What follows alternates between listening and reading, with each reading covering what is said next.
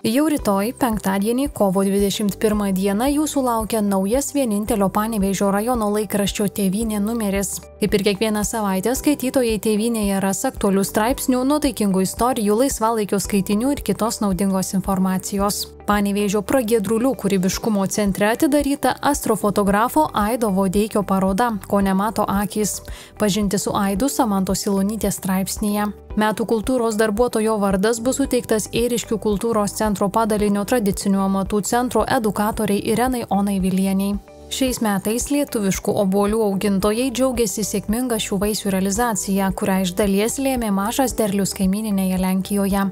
Panevėžio rajono savivaldybės taryba ruošėsi kovo 27 dienos posėdyje Panevėžio seniūnijos Vaivadų kaimo gatvei suteikti pavadinimą.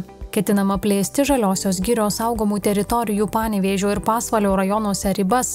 Taip norima kompensuoti dėl įsteigto karinio poligono Rūdininkų girioje suprastėjusią saugomų rūšių ir buveinių apsaugą.